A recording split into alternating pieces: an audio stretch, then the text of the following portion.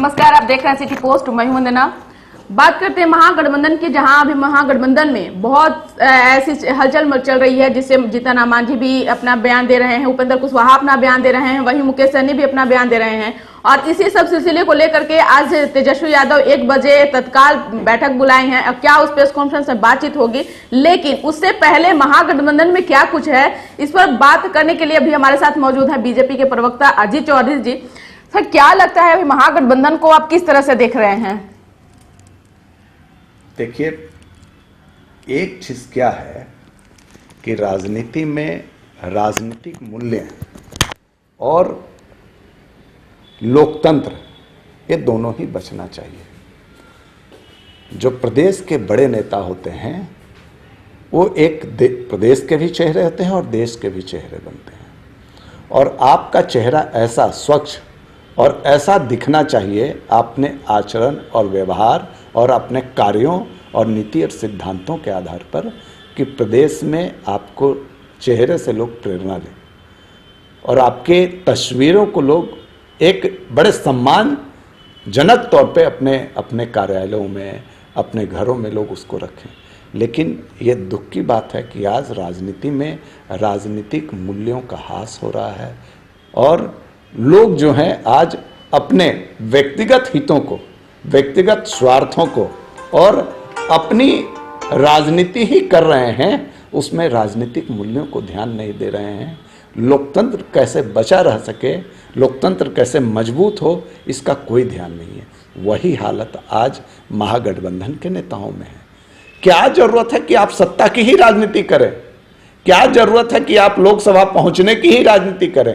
क्या जरूरत है कि विधानसभा में पहुंचने की ही राजनीति करें? आप एक अच्छे नीति और सिद्धांतों को तो भी आप प्रश्रय दे सकते हैं ना। पूरे प्रदेश में एक स्वच्छ राजनीति को लेकर के और एक अच्छी राजनीति को लेकर के आप पूरे प्रदेश में भ्रमण कर सकते हैं। वो तो कहीं कोई कर नहीं रहे हैं। आप देख लीजिए, मुकेश सहनी है, उपेंद्र कुशवाहा है, जीतन राम मांझी हैं, ये सभी के चेहरे विश्वसनीय चेहरे नहीं हैं। विश्वास का घोर अभाव है। और जो भी महागठबंधन हो या एनडीए हो, कहीं भी अगर विश्वास का अभाव है और नीति और सिद्धांतों का अभाव है तो आप राजनीति में कहीं नहीं टिकेंगे। और वही हो रहा है महागठबंधन के अंदर। इतनी लड़ाई है नेतृत्व की कि कोई सब अपने अपने चेहरे को ही एक बड़ा चेहरा प्रस्तुत करने में लगे हैं, नेता बनने में लगे हैं। और तेजस्वी यादव जी अच्छी तरह से जानते हैं कि जीतन राम मांझी हो, उपेंद्र कुशवाहा हो, मुकेश सहनी हो, ये सब कितने जनाधार वाले हैं, ये तेजस्वी यादव अच्छी तरह से जानते हैं। इसलिए इन लोगों को घास नहीं डालते हैं, इनका कहीं कुछ पूछ नहीं है। ये पिछलग्गू के रूप में ही राजनीति करेंगे। अपनी कोई ये जो है अपनी एक अलग रेखा ये नहीं खींच सकते। सर, जीतन राम मांझी अब ये भी बयान दे दिए हैं कि अगर कोऑर्डिनेशन महागठबंधन के अंदर नहीं जल्दी मीटिंग बैठती है तो वो जल्दी से अपना गठबंधन भी बना सकते हैं और चुनाव जीतने के लिए वो अपने सारे दावों को, जितना जो कुछ उनके अंदर है वो सब कुछ लगा देंगे। एक चीज बताइए, आज तक की राजनीति में क्या किसी ने जीतन राम मांझी को कुछ भी कदम उठाने से, कोई स्टैंड लेने से किसी ने रोका है क्या? उनको जो अच्छा लगा है वही उन्होंने किया राजनीति में। वो आदरणीय नीतीश कुमार जी के साथ थे। आदरणीय नीतीश कुमार जी ने उनको मुख्यमंत्री बना करके पूरे प्रदेश के दलितों को, गरीबों, पिछड़ों, दबे कुचलों को सम्मान दिया, सम्मान से जीने का अधिकार दिया। लेकिन जीतन राम मांझी ने क्या किया?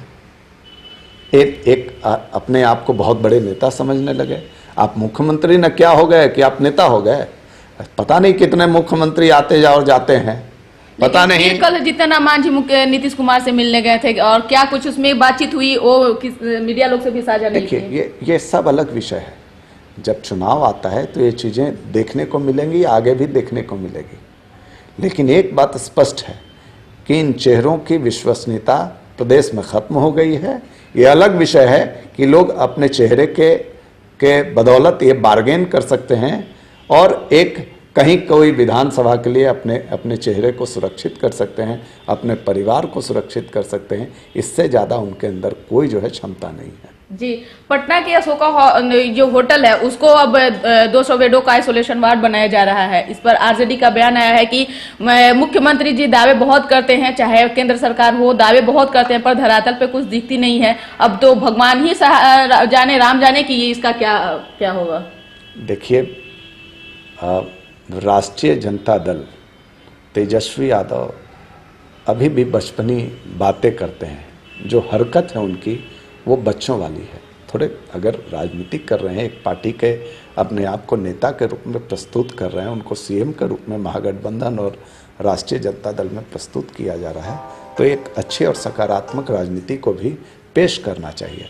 आज पूरे देश में ही, पूरे वैश्विक स्तर पे आप देख लीजिए, कोरोना को एक महामारी के रूप में घोषित कर दिया गया है। WHO ऑलरेडी जो है एक महामारी के रूप में कोरोना को घोषित कर चुकी है। और ऐसे में सबको मिल करके अगर कोई वायरस अगर फैलता है तो चेहरे देख करके तो नहीं ना घुसेगी, संक्रमित करेगी, वो तो कहीं भी किसी के पास जा सकता है। तो ऐसे में तो आपको एक जो है प्रशंसा करना चाहिए। आपकी अगर कोई भी सरकार जो है अगर अच्छा कदम उठा रही है तो उसकी सराहना करनी चाहिए। आप सराहना ना करके और आप लगातार आलोचना कर रहे हैं। ये अच्छी बात है कि अगर जो एक होटल जो बंद पड़ा था उसकी पूरी साफ सफाई हो रही है, उसको पूरा जो है उसमें किया जा रहा है कि जब लोग आए तो वहाँ भी उनके ऊपर कोई संक्रमण ना हो, और पूरी साफ सफाई के बाद एक अलग जगह एक जो आइसोलेशन वार्ड के रूप में उसको विकसित कर रही है। और उसके लिए केंद्र से लेकर के लगातार राज्य जो है उसमें लगी हुई है। पूरी डॉक्टर जो है अपनी चिंता नहीं कर रहे हैं। प्रदेश के हर लोग जो है, जो कि चिकित्सा से जो जुड़े हुए लोग हैं, सब लोग अपनी जान को जो है थैली में डाल कर करके और काम कर रहे हैं। तो हमें तो उनकी प्रशंसा करनी चाहिए। और ऊपर से आप राजनीति कर रहे हैं, यह राजनीति का विषय है क्या? ये राजनीति का विषय नहीं है। कांग्रेस एक पोस्टर जारी किया है, क्या कहेंगे? क्योंकि जो भी बातें रहती है तो आज बिहार की राजनीति कैसे हो ऐसा बन चुका है कि पोस्टरबाजी से ही एक दूसरे को खींचतानी हो रही है। क्या कहेंगे इस विषय पर?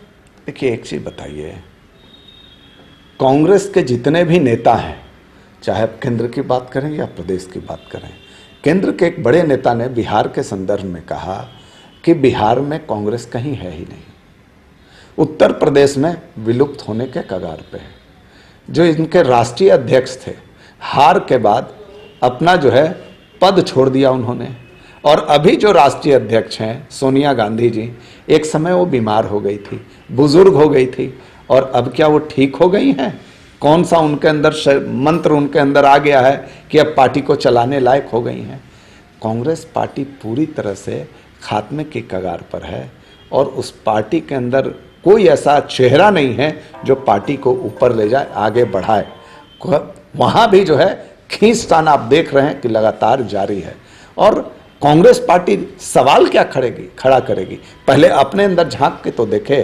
आप याद कीजिए कि जब देश के अंदर जब आदरणीय और स्वर्गीय इंदिरा गांधी जी की जब हत्या हुई थी तो किस तरह से सिखों का पूरे देश में कत्लेआम हुआ था। और उस समय रंगनाथ मिश्रा जो चीफ जस्टिस ऑफ इंडिया थे, और उनके ऊपर आरोप लगा कि उन्होंने कांग्रेस का सिख दंगों में जो हुआ था, सिखों की जो हत्या हुई थी, उसमें कांग्रेस का उन्होंने बचाव किया था। और तब उसी के पुरस्कार स्वरूप रंगनाथ मिश्रा को राज्यसभा में रिटायरमेंट के बाद भेजा गया था। ये कांग्रेस पार्टी भूल गई है क्या? है कांग्रेस पार्टी की ही ये आचरण और व्यवहार रहा है कि हमेशा से जो है न्याय और न्यायालय को प्रभावित करके अपने लिए फायदा लेती आई है। कभी भारतीय जनता पार्टी के ऊपर कोई आरोप नहीं लगा सकता है। भारतीय जनता पार्टी ने हमेशा से देश के भले के लिए और देश की तरक्की के लिए और लोकतंत्र की मजबूती के लिए कदम उठाए हैं।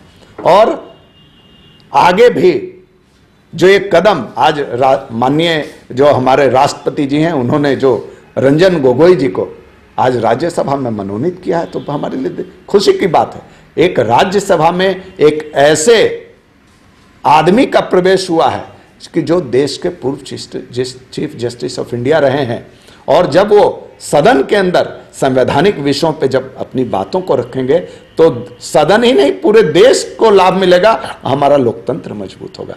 क्या कांग्रेस पार्टी को ये समझ में नहीं आता है क्या? जी, एक मेरा लास्ट क्वेश्चन अभी दिमाग में आया सर, जैसे अभी जो जीतन राम मांझी के बेटे हैं जब वो एमएलसी बने तो राजद ने दावा किया है कि जब वो महागठबंधन में थे तभी वो एमएलए बने हैं। क्या इस तरह से लगता है कि राजद मतलब पूरा प्रचार करती है कि हम एक बहुत बड़ी पार्टी हैं और हम मेरे ही बदौलत मैंने सारे मैंने महागठबंधन के जो होते हैं नेता वो कमाने करते हैं? देखिए, इसमें कहाँ कोई डाउट है। महागठबंधन का एक जो बड़ा दल है वो राष्ट्रीय जनता दल है। अगर कोई जनाधार और कोई समर्थन, बड़ा समर्थक अगर कोई किसी पार्टी के पास है विपक्ष में तो राष्ट्रीय जनता दल है, इससे कोई इनकार कर सकता है क्या? जो वोट आता है, जो परसेंटेज होता है राष्ट्रीय जनता दल का, वो दिखता है और उसी के आधार पे उसके जो कृपा के रूप में कुछ जो मिलता है वो लगातार जो उनके साथ जो रहते हैं लोग, जो दल के लोग हैं, जो पार्टी के लोग हैं, उनको मिलता है। इससे कहाँ इनकार है? तो जो पार्टी कह रही है कि चाहे जीतन राम मांझी के बेटे को, उनके पास कितने विधायक थे? हम के पास, जीतन राम मांझी के पास कितने विधायक थे? अपनी सीट तो बचा नहीं सके जहां से वो मुख्यमंत्री थे। मखदुमपुर हार गए। क्यों हार गए? आज तक कभी एक सीट पे लंबे समय तक कोई जीत कर आए हैं क्या? बता सकते हैं क्या? क्यों नहीं जीत कर आए?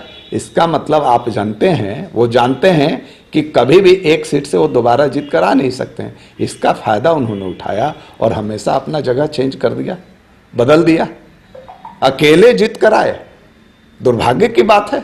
आप प्रदेश में दलितों की बात करते हैं, पिछड़ों की बात करते हैं, शोषितों की बात करते हैं और आप कृपा पात्र के रूप में एक सीट आप खुद जीत कर आ रहे हैं और आपके बेटे को जो सदन एमएलसी बनाया गया और राष्ट्रीय जनता दल के कृपा पात्र से आप बने, इससे कोई इनकार कर सकता है क्या?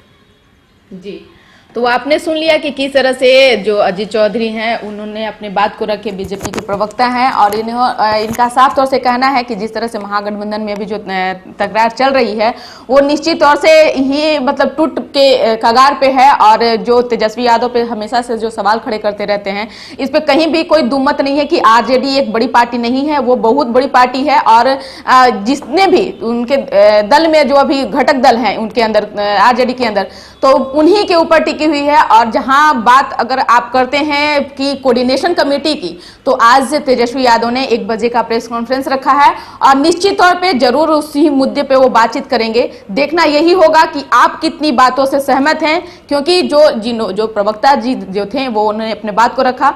और इस खबर को खूब शेयर कीजिए, हमारे चैनल को सब्सक्राइब कर दीजिए, बेल आइकन जरूर दबा दीजिए। आपका सहयोग समर्थन लगातार सिटी पोस्ट को मिल रहा है, आगे भी सहयोग बनाए रखें। धन्यवाद।